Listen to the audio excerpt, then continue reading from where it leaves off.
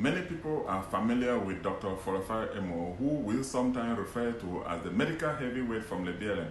He is also a medical correspondent for Gaza Media and was present at LEGDA USA Convention 2021 and had the honor to present a new approach to healthcare, particularly to the BLM people in the diaspora at home. This is 10 Minutes with Gaza Media, and my name is Ernest Kumba. Dr. Folefac started his presentation by giving the background on some of the challenges faced by the healthcare system. He started by defining what healthcare is. The WHO would define health as the state of physical, psychological, and social well-being, not just the absence of disease and infirmity. So the fact that healthcare is equals to social justice is a human right and an economic empowerment, too. And then looking at the BLM before the war, the root cause of the BLM problem and many conflicts in Africa is just that, instead of having what the social contractarian in philosophy would call the general will, which is actually our social contract actually predicated on the general will, which is the interest of the masses. It's come to more be the general's will. And whether these generals are in uniform or politicians pretend, such that the resources of everybody, the power structure is actually tilted to the people who govern and not really to the interests of the people. Explaining that social injustice that deprive the poor or people of low income can be measured by their life expectancy. Right. So if you don't have a job and you cannot provide for your family, you really cannot be healthy.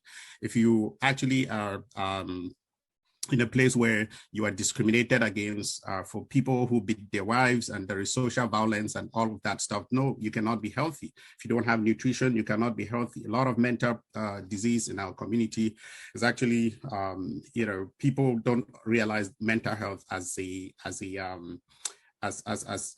big health need. And in medicine now, we're beginning to learn about what we would call allostatic load, which is like the sum total of all these pressures of life, which actually would make it that the poor people always end up on the short end of the stick. They always end up living shorter than the richer people. Even suggesting that life expectancy in other developed countries may even be higher than those in the USA. So if you are poor, if you have all those deprivation, no nutrition, no education, and all of these other things, those quality life years are even far fewer. And here you can see the life expectancy in the United States, and I'm going to tell you why I'm showing you this graph. If you look at other countries, what that we call OECDs, and these are the so-called developed countries. If you look at the life expectancy in those countries and the life expectancy in the United States, the life expectancy in those other countries is higher than in the United States. And that Black people life expectancy is even way lower than the white Caucasian counterpart of the same country. In the early 1900s, the life expectancy in the United States, and I look at it, like the Black, white, Hispanics, and Asians on this curve. One of the things that would come, and very early on in the early 1900s, the life expectancy in the United States was roughly about 40 years. For Black people, it was 30-something years. Now, fast forward to the year 2019, the life expectancy for an average white person is about 80 years. Or 82 years, and then for a Black man is about 76 years. But there is something about 72 years, So there is a constant there. You see that whether it was in the 1900s or now, the life expectancy for Blacks is actually shorter than Blacks. That means Black lives on average shorter than whites. But one of the things that you can see is that as the economy has improved, conditions of health and all of other things have improved, our lives have actually we've been living longer, but that benefit has not been spread equally to everybody. Another factor that determines how healthy you are is your wealth, even infant mortality, he says. Here, just want to point out to you that on average, a Black infant is 3 times or 2 to 3 times more likely to die than a white infant in the United States. He compares study upon studies to show that Black people faces more health challenges than their white counterpart due to social injustice, even in the COVID-19 death rate in the United States. If you compare the rates of the white folks to the black folks who have died of COVID, in some cases the rates are like 3 times as high. In some age groups, it's even much higher than that. It's actually even about 6 or 7 times as high. After listening to this problem, how can you be prevented from getting sick in the first place? And how can the BLM diaspora leverage their knowledge to their people both at home and abroad? We as the BLM people do to help our people right here in the United States, do people who don't have health insurance, empower you with the knowledge, even those people who have health insurance, empower you with the knowledge of the things that actually, affect your health much more than just coming to me or to the doctor. Stating that COVID-19 pandemic has given rise to a new approach to healthcare known as telemedicine. For the people back at home. COVID has given us a lesson that we could leverage a lot of our expertise here with the expertise at home, link up with and create a platform, link up with what we now call telemedicine. And I will walk you through that in order to be able to create a better healthcare system for our people and therefore empower our people economically. Dr. Folefac says, prior to the war, the BLM had no real healthcare facility. Please. So in the BLM before the crisis, these are the healthcare facilities in the BLM compared to the rest of the places in. You can see it's almost like healthcare facilities in the southern Cameroons, and if you can see that. The BLM itself, Wabane and Fontem here that I show on this slide, it was almost like it was an afterthought. These are the few small, tiny number of healthcare facilities, and they were very ill-equipped to start up with. And so not only did we not even have the healthcare infrastructure or the healthcare facilities, they were very ill-equipped. And that what will happen to the Ambazonian healthcare system after the war? When we finish the war, when the war ends, what next?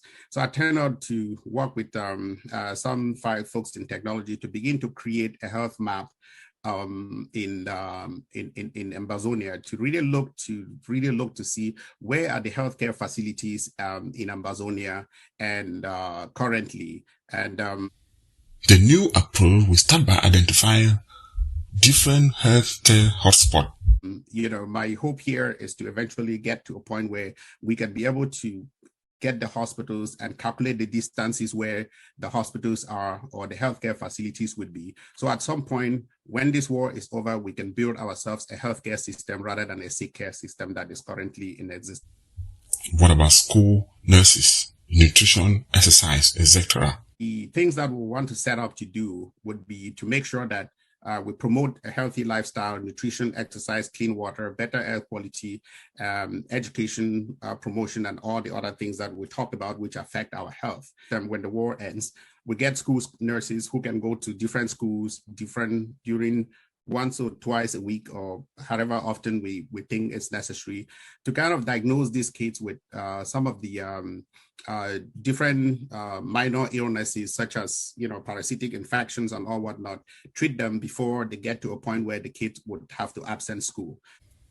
Health insurance program for the BLM people would be an integrated part of this healthcare system. So if you are able to pull in a BLM group cohort of about 5,000 people in that healthcare insurance, that's a very powerful group for you to begin to be able to do all the work, education that is needed in order to empower them. And like I said, we will leverage telemedicine to make sure that we can help our people here in the United States and then those back home. He says, the database of healthcare professionals or the BLM people would be a key.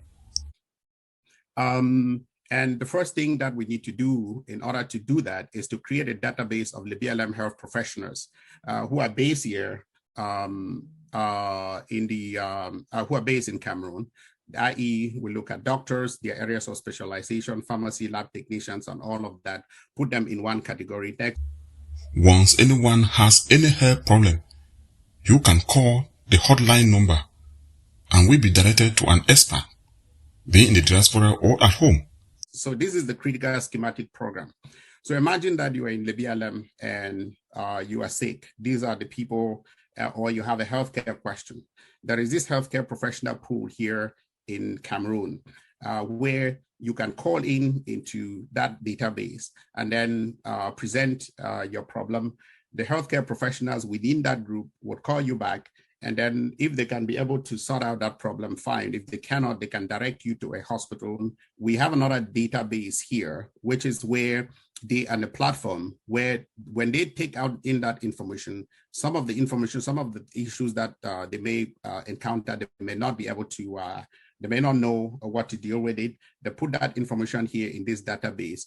We here in America or in diaspora take that information here that they've put here and then address that particular issue and give them that information in that database, which we then take and then address the concerns of the people back home. He re-echoed on the school meal project, saying that a healthy child learns faster and understands better than a hungry one. Healthy child is a much more intelligent child, whether it was the performance in math, in language, or in GPA generally. You see that the most malnourished couldn't really even compete with those that were the best, or were the best nourished kids, especially at early childhood. He concluded by saying, what I'm telling you is, if we try right now, and even if we are able to not, the trying, giving these people, don't only think about your own family, think about other people that cannot afford. As we ask you to support many of these projects, especially this healthcare initiative, because at the end, it is not just the unconditional love here, is actually thinking beyond your immediate family. For more of this presentation and many other educational topics, please log on to Gaza Media YouTube channel.